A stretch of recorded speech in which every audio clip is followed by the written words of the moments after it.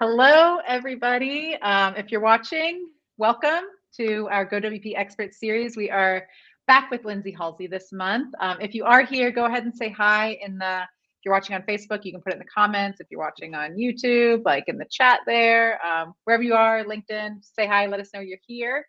And we'll be keeping an eye over there. For everyone who's not familiar, I'm Emily from GoWP. And we are here today for GoWP's Expert Series Live with Lindsay Halsey. Lindsay is the co-founder of Pathfinder SEO and partner of Webshine, which is a search engine marketing agency. She enjoys teaching site owners and freelancers SEO processes that they can apply to their businesses to grow recurring revenue. A lot of you have probably attended Lindsay's past expert series that we've done that have been phenomenal, really full of great content. And if you missed those, you can find them in the email. If you get our GoWP emails, I link them in there. Also on YouTube or in the Facebook community, you can grab them there also. So I highly recommend those if you missed them. Really quick, I just want to say a couple words about GoWP in case anyone watching isn't familiar with us. So at GoWP, we like to say that we create happiness for digital agencies and help them to become more profitable. So whether you're looking to grow your team with a developer, copywriter, designer, or virtual assistant, or you're interested in outsourcing services so you can focus on growth, we have got you covered. We've also built the Digital Agency Owners community on Facebook. So if you're there, we're happy to have you. It's an active community of more than 2,000 agency owners where we hold group calls, webinars, mastermind sessions, workshops like this. It's just a great way to connect with other agency owners and grow your business by learning from the experiences of others. So I recommend joining us over there at the GoWP Digital Agency Owners Facebook group if you haven't. And if you have any questions about GoWP or anything like that, feel free to reach out to me in the Facebook group. I'm there. Also, Emily at GoWP, you can find me there. So let's get to why we are here today, and that's Lindsay Halsey and SEO. Everyone always has tons of SEO questions and lots to ask and learn. So I'm happy to just jump right in. Today, we're going to be covering how to package, price, market, and sell SEO services. So if you have questions, go ahead and post them. We'll get to those. We're going to be keeping an eye on the chat and all of that. So post your questions. I'll help get them to Lindsay. But yeah, Lindsay, welcome. Thanks for being here and take it away. Thanks so much, Emily. And thanks everyone for being here. If you've joined us for some of our past sessions about SEO, we've really focused so far on kind of two big themes. One was practical SEO skill, which is keyword research. And the other is we talked a little bit about GA4 and the migration. And we'll continue to go back to these kind of practical topics within the field of SEO. But one thing that gets sort of overlooked is the business side of SEO and not talked about and shared enough. And that is, if you are running an agency, how do you actually turn SEO into a service to grow your recurring revenue? And so that's really going to be the theme today. And we're going to talk about basically 4 different things you need to do to be successful as an SEO services provider. You've got to dial in your packaging. You've got to come up with good pricing. Then you need to do a little bit of marketing and sales work. So I am going to walk you through that here. And we have 4 segments and there's a lot to cover, but I really love questions. And so what I'll plan to do is pause and check the chat at the end of each segment. So after we talk packaging, I'll dive in and answer any questions that have come up so that it's not just me rambling for an hour and monopolizing all of the time. But let's start with packaging. And whether you are just starting your SEO services offering or maybe you're starting to refine it, packaging is a great place to begin. And when we think about packaging, what we really think about is wanting to create a model that we're going to follow consistently, so that we're not selling a little something different over here and a little something different over here, which in the end makes it difficult to price, market, and sell, but even more difficult to scale the delivery of the service.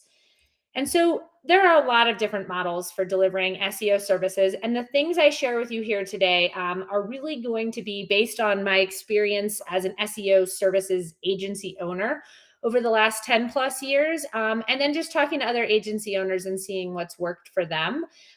There's not one right or wrong way, but I'll give you kind of a methodology and a model, and then you can tweak and update it based on the way your agency likes to work, and to help SEO services fit in alongside, say, web design, development, maintenance, content, etc.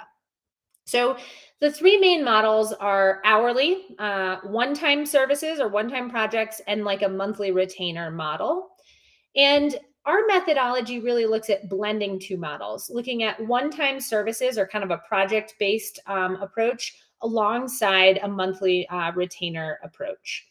And this is what it looks like. We essentially have three offerings in our quiver. And the first one is an SEO assessment. We look at this as an on-ramp. It's a small starter project to help build the client's SEO knowledge, and then also create and craft their SEO strategy. Following that project, we're ready for an SEO setup. And this is really your accelerator service. This is where we build the foundation of the client's SEO and refine the strategy even further. Clients start to see results from this project. They don't actually see any like increase in traffic or improvement in ranking from the assessment, because it is just that, it is an assessment.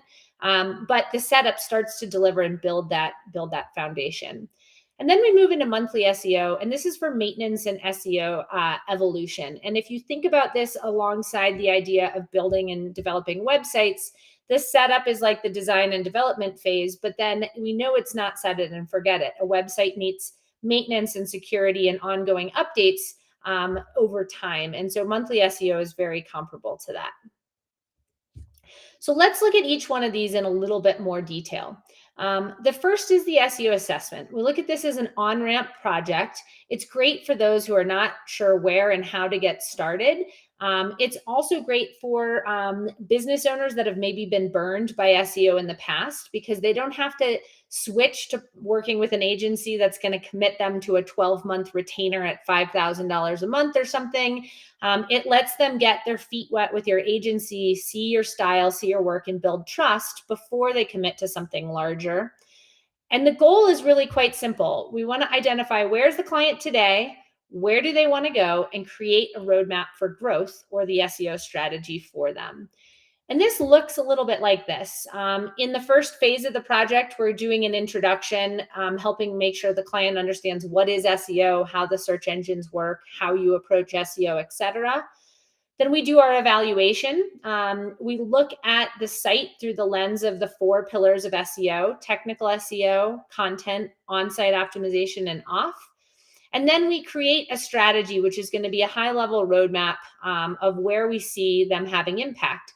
So a client can walk away, and your agency walks away saying, essentially, this website is really strong on content, but lacks domain trust and authority and needs to invest in offsite SEO. Or we see a ton of opportunity in the content space here because it has a great technical foundation, but the content is weak in these areas and would be really, a valuable addition to go in that direction.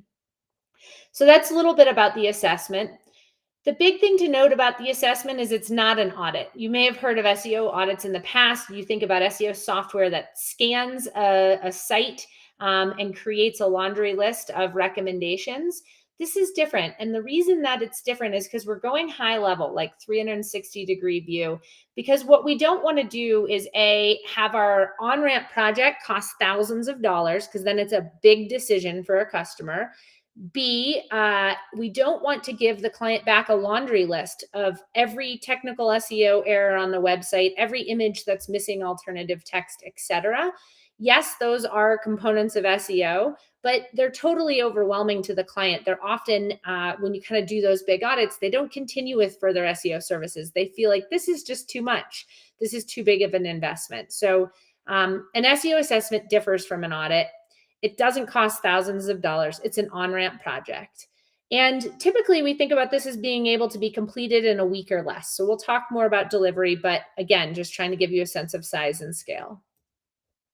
We then move into the SEO setup, and this is a one-time project done over a defined period of time, typically a month or two, to jumpstart results. And the goal here is to lay a solid SEO foundation for the website, and we start to get actionable. This project leads to results typically several weeks after it's completed. And so in the SEO setup, we have a phase of research and planning, dialing in things like Google Analytics and the Google Search Console, doing the keyword research, completing our competitive analysis, flushing out the content strategy. In the assessment, we kind of went high level and said, okay, they should be blogging and they need to add this type of content to these types of pages. Here, we really lay it out and start to prioritize and order where we're going to go with content. Then we move into implementation, and that's where we're updating page titles and meta descriptions. You might be fixing broken links or improving alt text, fine-tuning the XML sitemap, etc. So actually making some measurable improvements.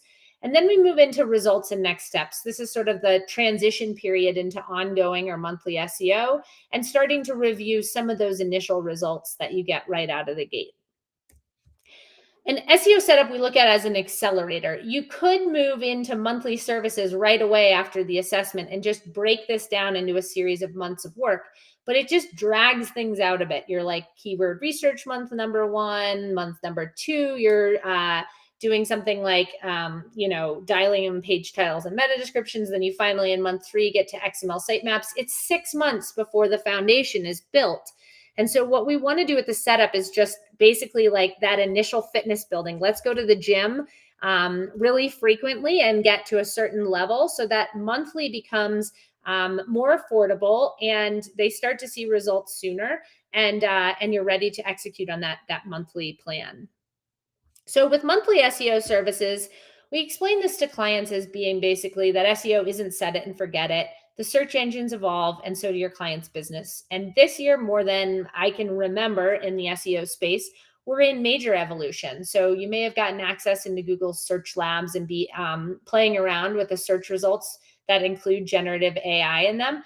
And all of a sudden, you're starting to see, okay, there's like new opportunity and new spaces and more here. That's what monthly SEO is for. It is for having that partnership with the client and saying the world is evolving, search is evolving.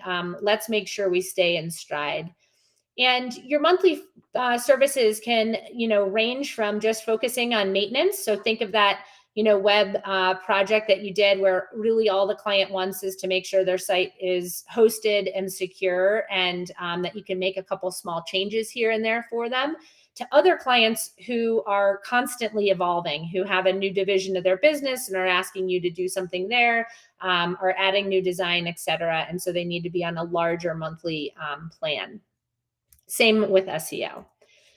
And when we think about the delivery of SEO, I really just think of there being 3 primary services that could deliver. The biggest and the most valuable is communication. So most agencies don't communicate very well about SEO. They send an invoice for monthly services, but they don't let the client know what's happening and why and what's needed from them. And so by communicating clearly, you can readily differentiate your services.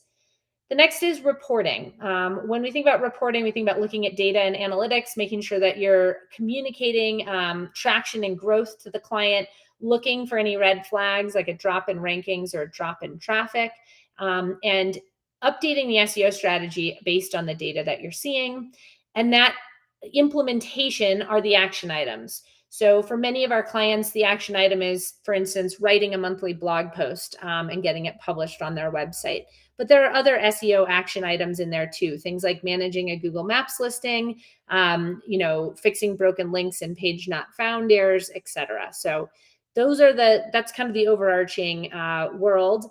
And when it comes to monthly SEO, we recommend having 3 tiers of service. Kind of a good, better, best, with good being all about just SEO maintenance, better being very results oriented. That starts to involve like more content development, etc. And best being your accelerative offering. And you can start to create in your packaging a little bit of a what's included. And we'll share these slides because I know I'm going quickly here. But in the what's included, you can scale like your communication cadence as you increase, your content involvement as the plans increase, and oftentimes your offsite SEO involvement as the plans increase. So that's a little bit about kind of how some different ways to differentiate it. You may have other ways of differentiating your plans, but this model has worked really well for us. So I got here right on time, quarter past the hour, and we're about a quarter of the way through the slides, but I do want to pause and answer questions. I see a question about SEMrush, and that this tool is really expensive. Is there a better tool for research? So SEMrush is a feature-rich SEO tool, and it is expensive. And many of those SEO softwares out there are expensive. They can overwhelm a little bit with data, like you're overpaying because you only need a handful of the reports and the toolings, but you're buying this huge suite. And so one of the things we've done at Pathfinder is actually integrate some of the core pieces of SEO software right into Pathfinder SEO, which starts at $99 a month. And so in addition to getting all sorts of worksheets and proposal templates and things like that that are going to help you at the business side of offering SEO services, in terms of the delivery, doing keyword research, tracking rankings, running monthly reports, integrating with Google Analytics 4, et cetera, that's all part and parcel of Pathfinder software. So, the idea there is for some agencies, it'll work alongside SEMrush. If you're serving really large businesses and large websites, a tool like SEMrush may be necessary to compete in that really large and competitive space. But if you're working with small to medium-sized businesses, our integrated SEO tools are plenty sufficient to be able to deliver those services. If you're looking for a little bit of a hybrid on price, another one that I've utilized lately has been Ubersuggest. And that pricing comes down and is a little bit of a middle point between the really heavy on features SEMrush and in the simplified version that's available in Pathfinder. So check out Ubersuggest as well. I'm looking through here, and I think that's it on questions. Okay, somebody said I really like Ubersuggest. I do too. Yeah, it's a quick and easy platform for doing some of your keyword research and other things, and so it's a good resource. We actually utilize the same data source from Google as Ubersuggest, so you'll see parallel data between those two tools in terms of keyword research, whereas SEMrush has its own data set, so it's quite a bit different. Awesome. Let's talk pricing. This is always the big one, right? Ultimately, we need profitable pricing and fair pricing. And just like we did with packaging, we're going to create a pricing structure that we follow consistently. And so you'll see that as a theme throughout, as far as basically building a business component to your business, is we really want structure and consistency to make it scalable down the road. And there are a lot of pricing models, just like there were multiple packaging models that you can approach. You can go hourly, project-based, monthly, value-based. So not based on your time, but rather the value of the leads you're generating. You'll see some agencies price on a keyword-based approach. So they'll say for 10 keywords, it costs X, and for 20 keywords, it costs Y. That's not my favorite approach because you can't guarantee rankings. And so, you can't really just say, I'm going to focus on these 10 keywords or these 50 keywords. To me, it's a bit of an outdated and not holistic model. And then you have your performance-based model. This is basically tying to sales and leads generated. This is also a pretty advanced model where you're saying, okay, my pricing is going to come, and be a percent of the revenue that I generate out of this plan. And so that's a sophisticated model there too. When it comes to getting started with SEO services, I recommend taking a project-based approach for the assessment and the setup, and then a monthly retainer for monthly SEO services. And to loosely base your pricing model after hours invested, because at the end of the day, we want to make sure that you're getting a return on investment on the time, which is the primary expense of offering SEO services. And it's a great place to start. You can obviously then kind of take your pricing to the next level and start to look at value-based pricing as well, where you start to look at the value of the service you're providing, not just the time you're investing. And over time, you're going to get faster at delivering the service, but you're not going to decrease your pricing. And so, at first, these hourly estimates might be either at mark or a little bit a little bit hard to obtain in your first like 1, 2, or 3 reps of delivering the service. But then over time, your agency is actually going to get faster. So I can deliver an SEO assessment now in 3 hours instead of 5 or something like that. Or you start to generate and use some other tooling like AI to help accelerate the delivery of some of these services. So in this SEO assessment, we estimate typically it's a 5-hour project. You can multiply that by your hourly rate and come up with your project-based price. And as you move into bigger websites, you may give yourself a little bit more time. And so we often differentiate in our pricing between 2 core markets: local businesses and national businesses. And the differentiator is the audience that the business serves. So when I think about a chiropractor or an interior designer, that's to me, they serve a local audience. You could draw like a radius around their business. And, it may not be physically in their office that they do, they serve their clients, but they know their target geography and they're limited to a city or a region. On the other hand, we have clients that serve national audiences. So they may be local to you, but they're targeting people all over the US, all over Canada, all over the UK, wherever. It could be an international, like an e-commerce site. And when we start to move into those larger audiences, we start to see a few dynamics. They tend to be more competitive. They tend to have more pages and more research required. And they're just more moving parts. And so it makes sense to increase your pricing to give yourself a little more time. Oftentimes also when we think about the value of the service, we start to say, well, there's also more value. The C is bigger. And so their opportunity space for generating revenue, et cetera, is bigger. And so we might increase our pricing for that national audience-based client.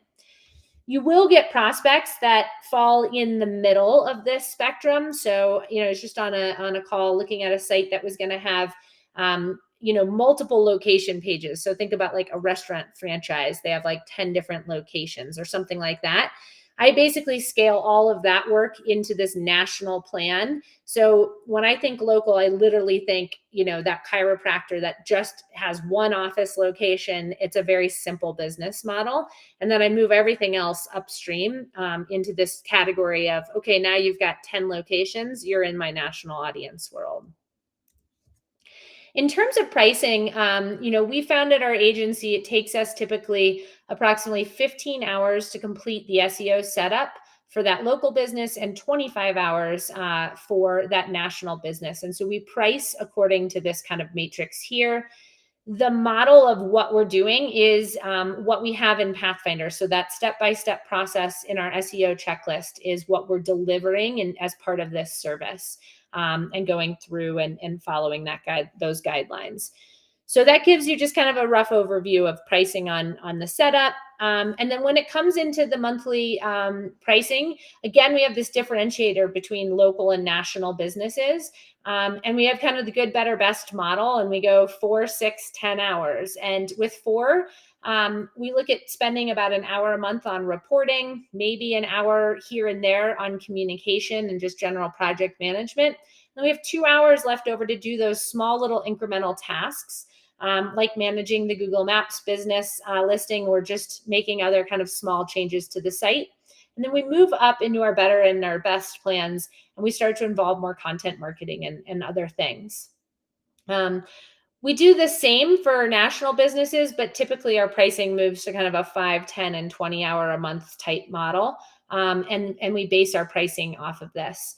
When I talk hours behind the scenes with you all, we don't talk hours in the marketing and sales process with our clients. They get the top dollar value of what the cost is going to be.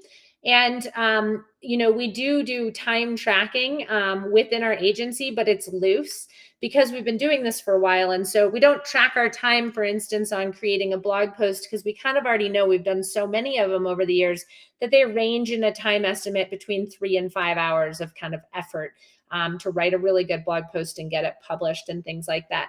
So we use time and we do a little bit of time tracking and estimating because we want to make sure we're not spending 20 hours on account every single month that's only paying us for 5. And if so, we either need to pull back in future months to kind of gather that revenue that we missed, that we over delivered on, or we need to go tell the client, hey, your needs have evolved. We need to move you to our next plan and move them upstream. So you need some awareness behind the scenes. And, as your agency matures with their SEO services offering, you don't have to have like an accounting firm's level of time tracking. But when you're first offering SEO services, you may find more value in time tracking because your first round of pricing that you put together could be based on sort of these estimates. And what you want to do is kind of answer for your agency, for your clients, do you need to increase or decrease this in different ways? And you can evolve your pricing over time, sort of like our first set of pricing as we first start offering SEO services is iteration number 1, and at least every 6 months, and if not at the very least every once a year, you want to reevaluate those estimates. So we don't give clients hours, we give clients the prices. And I think I've been asked one time in my career to provide like an hourly recap of where the monthly retainer was going. But we do provide as part of the delivery of the monthly services, because it starts to feel in terms of a project scope a little bit nebulous, like communication, reporting, and action items. We do, as part of sending a monthly report to a client every month, outline, this is what we did for you last month, and this is what we're going to do for you this month. So we treat that as like a miniature scope of services based on a monthly, plan, where we can come in and say, hey, next month, one of our focus areas is making sure your GA4 properties are all dialed in, because we're at the very last minute here. There's only a month until the transition will be here. And so we let them know what we're focused on. A successful pricing model really relies on knowing your hourly rate, and then also some vision of time tracking. Like I said, at the end of the day, you've got to know if you spent 20 hours every month for 3 months on an account that's paying you 5 hours, where that time is going, and be able to catch things like that early on. And now we're going to be ready to talk marketing and sales. But again, I'm going to jump in and answer some questions. So how can this pricing compete with Fiverr and other cheaper models? So it doesn't compete on price. Basically, that's kind of how we've approached it is we don't compete on price. What we compete on is actually the true cost of the service. And so if a client or a prospect says, I'm shopping around for SEO services, I've got a guy on Fiverr, or I got this quote from yellowpages.com and it's, $39.99 and this and that. And then now we're coming in and we're like 10x more than them or something like that. What I basically kind of express is a couple of different dynamics about the SEO industry. One is you get a little bit of what you pay for, like in most industries. The second is that there's a difference between the price that you're paying and the cost. So the price may seem much cheaper with Fiverr, but the cost to your business of not getting SEO right over the next 6 months and the value that you could be building if you were on the right track is quite high.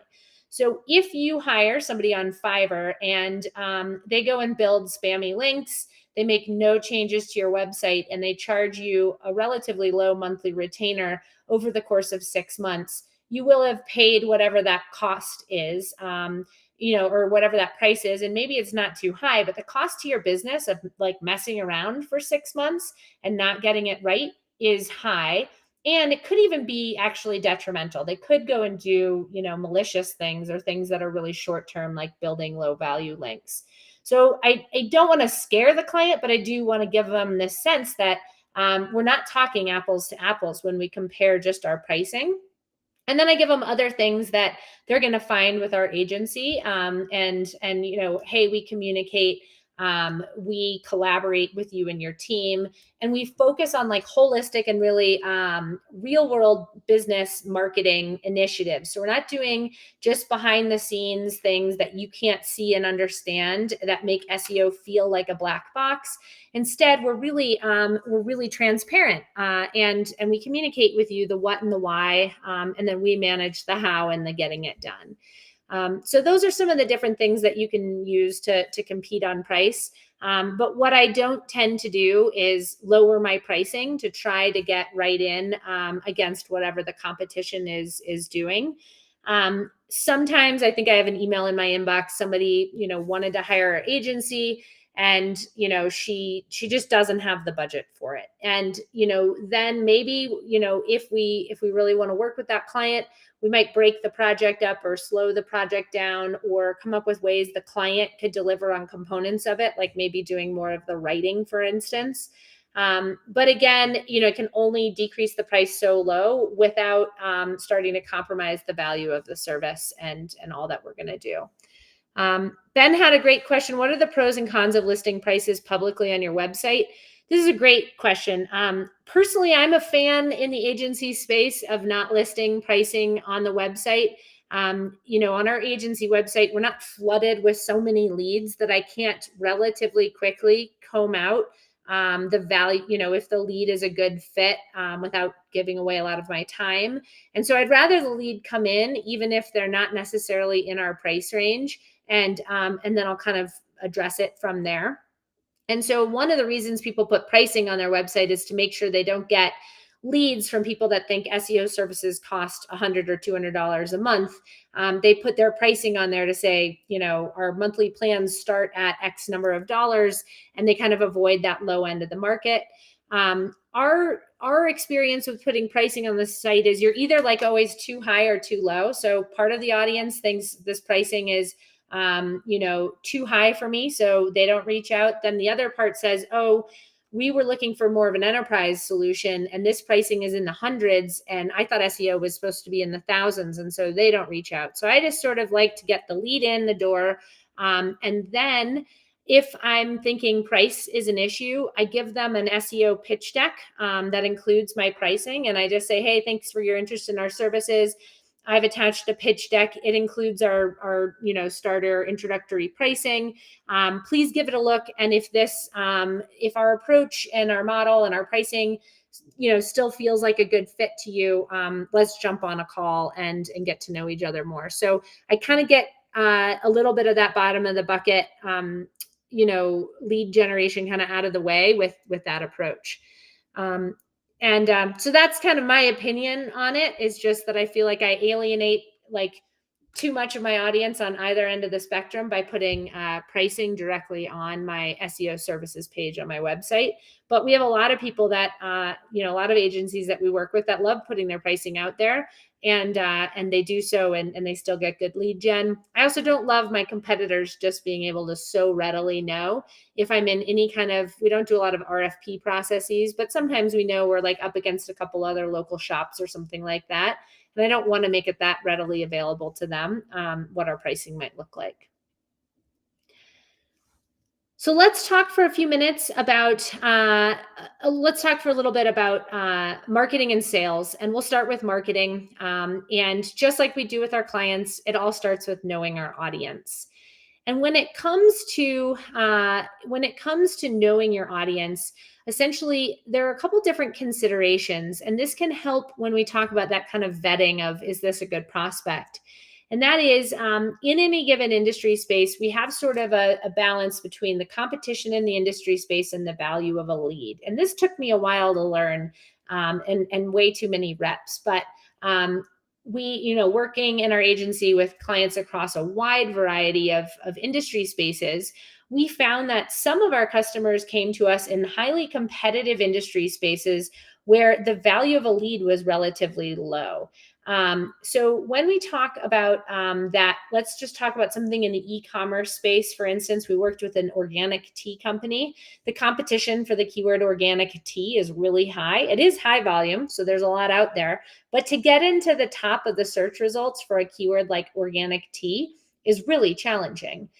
Second, once we do get there, the value of a lead is relatively low. Their average cart value is like $100. So that industry space is challenging. It doesn't mean I won't work with them. It just means that even in the sales process, I'm going to have this conversation, with the client about this competition and value of a lead metric. But your life providing SEO services gets a lot easier when you start to work with businesses and industries where the competition is reasonable and the value of a lead is high. So contractors are a great example. General contractors, compete usually in a local marketplace. There are, maybe depending on the size and the scale of city, there's a fixed number of providers for that service. And so we know the competition is reasonable. They're not always the most tech savvy. They don't have the most amazing web presences and websites.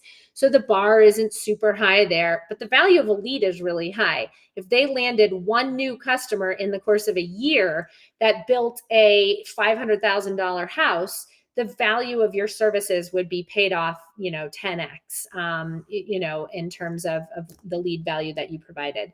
So that's one thing to think about when you think about who you want to target in terms of your customers for your SEO services, is seeing like, where do they fall in this matrix, and being very upfront and honest with the client to set expectations early around what you think you can do for them when you find those kind of great industry spaces where you're like, yeah, this fits that model of medium competition and high value, or this doesn't fit that model and this is going to be a challenge. And so the client needs to be sort of up for the more long-term investment it's going to take to get the traction and in the early parts of things. So we want to know audience. And the other thing we want to know a little bit about our audience, I kind of skipped ahead, was what problems do they face and where are they trying to go? And so in different industry spaces, when we think about our audience, we think about different issues. And so I'm going to open our website, our agency website for a minute. And if we think about local businesses and we think about what their issues are, most local businesses are constrained by budget. And so we try to make sure we understand that world that they're facing, that they feel like, the competition is steep and the game doesn't always seem fair. So a lot of our local businesses, sometimes, they get pushed out by some like national aggregate website, et cetera. And so we can really speak to the pain and then the benefits of our solution, by understanding the audience we're serving and communicating with them accordingly. When it comes to your agency and what spaces you're marketing towards, usually we see agencies either focus on local businesses, so SEO services for businesses in our area, around a city or a region, or they focus on SEO services for a handful of different industry spaces. And so then you can start to have your marketing hit those different industry paid, spaces in a dynamic like this, where you're actually kind of outlining what those different industry spaces that you're going after. And that gives you what I'll just kind of call like a corner of the internet. It makes me not an SEO agency for everyone and all. It makes me an SEO agency that works with nonprofits, travel, companies, and local businesses or something like that. And the next step after you kind of know your audience, or in this case, identify maybe a couple of audiences, and you can still play both sides of the coin. You can have, I want local businesses in my area, but I also really like working with general contractors. And so I'm going to have that industry focus as well and start to work with general contractors all over the country. The next step is really to add an SEO services page to your website. And this is where a lot of people get stuck, because writing content for somebody else's website is way easier than writing content for our own websites. And to get unstuck, really you can go quite simple and quite light out of the gate. And so, I kind of showed you on our agency website some of our customer pages, but the landscape of our actual pages that are converting quite well is really quite simple. There's not a ton of content or a ton of effort that's gone into this. And we start by basically kind of hitting on the pain and the gain in our initial content. We talk at a very high level about our method or our process. So this is the assessment, this is the setup, and this is the monthly. So very, pretty light. We include a case study or some kind of a testimonial to give some social trust. We outline very roughly that these are some of the things we include in our SEO services, and then we have a contact form. You could expand and build on this. You could add an FAQ section, et cetera. You could obviously add more testimonials and case studies. But it's not a tremendous amount of content, and you just need to get a V1 out there so that your current customers, at the very least, know you offer this as a service. And that's really the next thing to go and do, which is let your current customers, your friends and family know you offer SEO services. There's nothing more painful for me in terms of sales than when one of our current customers goes to another agency and hires them for something we do only because they didn't know we offered it. And that'll happen if you don't really clearly communicate and make sure that people know. And so that happens to us. We work with clients on Google Ads and they don't realize we offer SEO, and then somehow some way they go and hire an SEO agency, and later they're like, oh, we had no idea, we would have loved to have worked with you. That's a little painful. But if you have an existing base of web design and development customers, you already have the best source of current marketing, because it's highly likely that your current customers are experiencing pain around lead generation and sales. They want growth and they want SEO services. They may be, hesitant to engage in SEO because they think it's too expensive for them. They don't know who to trust. They don't want to manage multiple agency relationships. And so all of a sudden you come and you offer them a solution where you've already built trust. You know their business, you know their website. Your pricing is already in a range from a web design and development perspective that fit their budget. So it's likely your SEO pricing will be as well. And you're off to the races super quickly. And so, you can definitely go in and pitch your current customers with your SEO services. And that pitch can be anything from an email that says, hey, I now offer SEO services, to a more subtle, hey, it's halfway through 2023. And it's been a while since we've chatted. I'd love to get to know how things are going for you this year. Do you have a half hour for a call? You get on the phone, you ask them a couple questions about their business and their business growth, and you segue into SEO as being a potential solution for them moving forward. So a couple ways to get in with current customers. And then it doesn't hurt to let your friends and your family know you offer SEO services too. I laugh because, my husband, I've been doing this for more than 10 years, and he's one of our greatest lead generators. He's very social and he's out there in the world, but he knows almost nothing about SEO. He basically knows, I don't even know if he knows what it stands for, but he's great about, he's at a party and he's talking with somebody and he'll mention, oh, you do this. You might need, this service, or you should get to know this agency. And so your friends and your family can be your biggest source of leads out there, even if it's not for their direct businesses. But when they're just out in the world at some kind of a networking event or something, they may be able to help mention your name and get the word out. That's a bit about marketing, and it really, as you can see, is a pretty basic framework to get started. Know your audience, get a page on your website, and then get out there in front of your current audience space.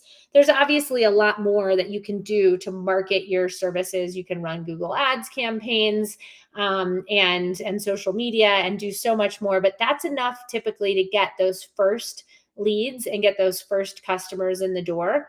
And then also start to get that referral traffic that comes out of that initial base of customers. When we started our agency, I remember our first 5 customers were the ones that were the hardest to land. But once we had those, they referred us to, friends and different folks, and the name got out there. And all of a sudden, things really picked up after the first couple months. The next thing I want to chat a little bit about is sales, and more specifically, what I'm going to consider the cornerstone of the sales process, which is an SEO discovery call. So lead comes in, you might pre-qualify them by giving them some pricing or a questionnaire or something like that. But then the next step is, generally speaking, to get on a call for 30 minutes and to ask some questions and to listen and to give them a little bit more insight into your services. I never create a proposal without an SEO discovery call. And I also do not like to add new clients that aren't willing to spend 30 minutes on the phone with me, because I need to get to know their business. I need to see how they collaborate. And SEO isn't done behind the scenes. Very much of it is going to require some back and forth with the client, and I need to make sure they understand that dynamic. So in this discovery call, essentially, there's a couple of sales fundamentals. And what you're really trying to do is create contrast between what all the other SEO agencies are out there doing and what your agency is doing. So the first sales fundamental is this idea of selling the destination. The second is to avoid industry jargon. And the third is to make it a simple decision because it's a small decision. And I'll unpack that for a few minutes. When it comes to selling the destination, essentially we want to ask two questions. The first is, how have you approached SEO in the past? And this is going to give you insight in a very short period of time into everything from the importance and the value that the business places on SEO, to their past experience, to their pain, to their expectations, and also to their team and their people involved. So you will start to hear stories that range from, we haven't invested in SEO because we heard, bad stories about other businesses getting burned by SEO agencies, or we've always thought it's too expensive for us, to, we've invested in this and we've seen these results, but we're shopping around for these reasons. And you'll also see businesses that have expectations that you can kind of identify, is it reasonable or unreasonable? So if you talk to a brand new business that has a brand new website and their expectation is, we don't understand why we're not number one for this really competitive keyword. And we paid somebody on Fiverr and it's not working for us or whatever. Their expectations are quite high considering where they're starting. And so you got to start anchoring in on that. But the biggest thing you walk away from this question is this idea of pain. What is it that they're trying to move away from? Is it that they're trying to move away from a lack of lead generation or investing in SEO and not knowing what they're getting, etc.? The second is you want to think about their destination. You want to get to understand, where's the business trying to go? And so you can ask a prompting question like, what would your business look like if Google sent you twice as much traffic as they do today? And so now we start to get them envisioning this business future. And so they start to say, well, if I had this happen, it would mean X, Y, and Z for my business. And so you know where they want to go. Not just they want to double their traffic or increase their leads, but like, what is the real reason that they're looking to do that? Maybe they're looking to hire more team members. Maybe they're looking to open a new location. What is it that is that destination? And that makes selling SEO services easier because you understand the two biggest dynamics that are going to cause them to take action: pain and gain. And all you have to do is essentially tie, your service to that arc that's going to take you from the pain to the gain. And so this is the bridge method. And if you, learn, and as many of us do from Chris Lemma, this is the method that he really pitches about how to sell and how to communicate and how to structure services, is this idea of a pain and a destination. So that's kind of strategy number one for the call. The second is to avoid industry jargon. So when I first started in SEO, I sold SEO projects the wrong way, like everybody else. And that is, I overwhelmed the client or the prospect with things like, you have X number of broken links, you need 301 redirects, your XML sitemap doesn't exist. Did you know your robots.txt has this wrong code in it? Your canonical tags are wrong, etc. And sometimes I was successful. Like I closed 25% of our leads or something back then.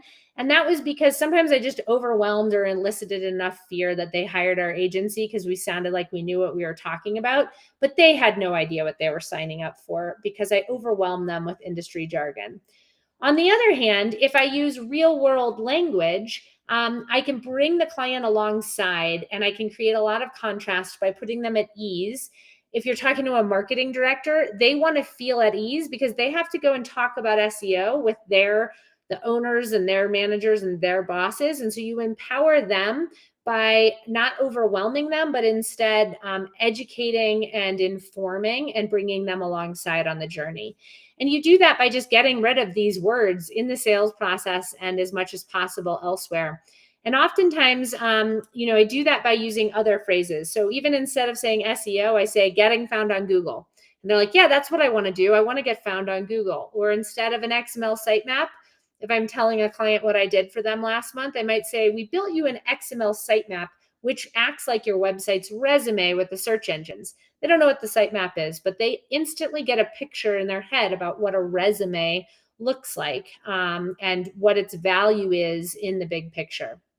So if you can liken things to everyday concepts, if you go a little slower in your education, etc., then you can do that. And so I saw a comment come in. The problem is my clients don't know about tags, page titles, etc. And so you can help them with that, starting in the assessment by giving them a framework. And I mentioned this framework just a bit earlier, and we use this framework in our sales process. We use it in the delivery, and that is breaking SEO into 4 categories. There's technical SEO, which is how content gets crawled and indexed. Then there's content. This is how you share expertise, and it's that expertise that Google values. Then there's on-site optimization. That on-site optimization is how we add context to your content, things like page titles and meta descriptions. And then there's the world of offsite SEO, which is how we build trust and authority online that Google uses, to understand positioning and rank. And so by giving them these 4 categories, now we can start to place these different initiatives and give it scaffolding. So you're like 301 redirects, that's technical. Page titles, that's on-site. So this overarching structure just helps clients understand essentially your approach to SEO and where their strengths and weaknesses lie, and then how things fit together when you get tactical, when you're like, we fixed your robots.txt file. They can understand a little bit more about where that's coming from.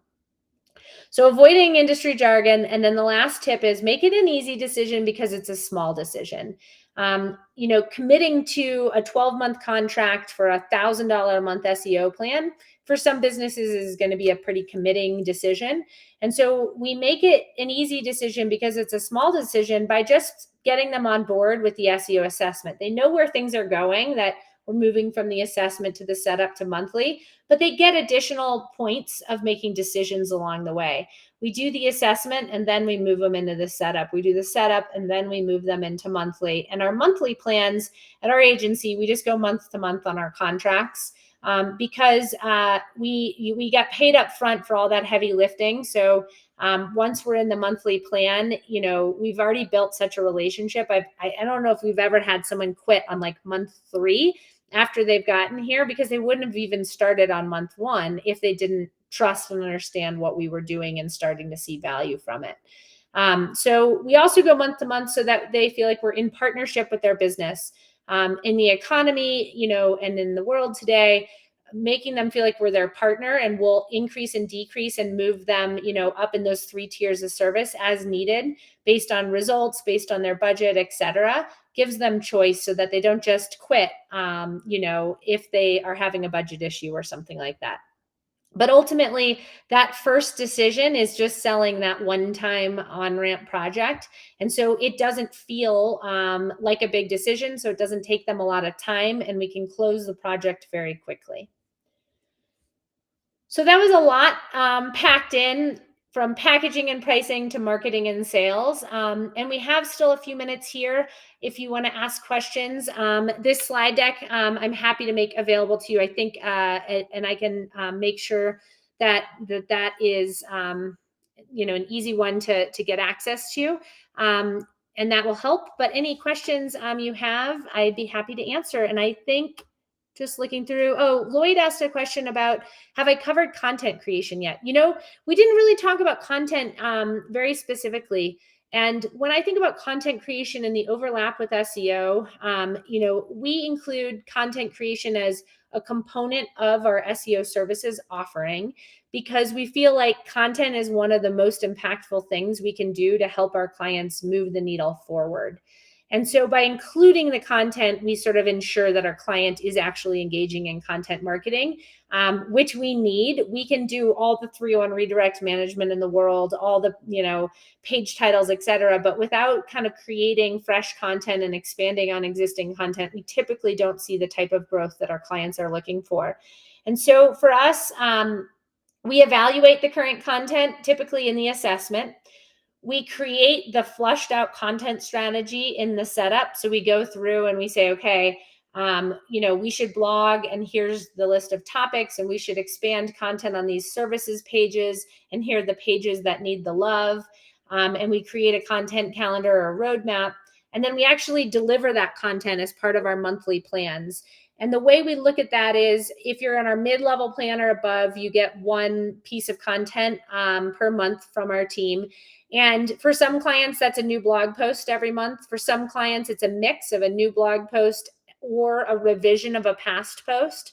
So sometimes clients have blog content, but it's not doing much for them. So it's like they have a start, but it really needs keyword research and headers and structure and length and things like that to do better. Or sometimes we're creating content for their services page, adding FAQs to a page, etc. So we sort of drive the ship on where the content gets created. Our copywriter, creates that content, and then the content gets approved by the client and we publish it. Some clients can't afford, to have that content service. And in that case, we put them on our lower maintenance plan and we try to help encourage them to create that content and give them the support they need to do so. Do I see agencies offer the good plans with limited resources, refer out clients who want better and best? Good question. Resources are a big piece of it. Like, how am I going to deliver this service? How am I going to have the time to deliver this service as my business grows? So in the Pathfinder platform, we have a lot of resource around how to scale. And one of the best ways to scale is to scale pieces of the delivery of the service. So if your good and your better plans are different from your basic plan because they offer more content, well, I have great news. Dedicated copywriters from GoWP are a great resource to help you scale as you sell those accounts. So I don't fear what happens if I go and I sell a new best plan at $2,000 a month where I need to have a blog post or two generated, because I know I can go and get a resource added to my team on a freelance or contract basis to help me deliver the big pieces of the puzzle. So when I look at our agency, we have the SEO account manager role, which communicates with the client, does monthly reporting, and steers the ship. But that SEO account manager can offload the technical SEO to a development resource and the copywriting to writing team members. And so it doesn't really matter how big of a plan the client is on. The account manager spends sort of the same amount of time on all of them. And it's the freelancer team members or the contractors for us that are scaling those projects and getting those bigger things done, like those 10 and those 20-hour commitments. And Emily shared in the link there some resource on the dedicated copywriter, but for us, that's been a huge resource. And then also dedicated developers can help on the technical side of managing, through on redirects and things like that for you. Awesome. A great comment in there, best agencies always touch the client's KPIs. I totally agree. At the end of the day, your clients want better rankings on Google, but really they want more traffic, but really they want more sales. So keeping that at the forefront is that we are measuring our success against your client's key performance indicators or conversions in Google Analytics is paramount. Let's see. I think I've gotten through most of the questions, but if there's anything else out there, let us know, and we'll be sure to share the slide deck with you as well. Awesome. Thank you so much, Lindsay. That was jam-packed. We're right up against 2 o'clock, so you really filled the hour with so much great information. And thank you to everyone who attended and had great questions and great comments that really helped get the most out of this hour with Lindsay, who's truly an exceptional resource for SEO. So we're so lucky to have her doing this series for us each month. Thank you, Lindsay. Thank you, Emily, and thanks everyone for your questions. That was great. Yeah, awesome. We'll see everybody next month. Stay tuned, and we'll be posting that in the Facebook group. Subscribe to our newsletter if you are not already for notifications and that sort of thing. And we'll see you then. So thanks everyone for joining us today. And thank you, Lindsay. Have a great Thursday.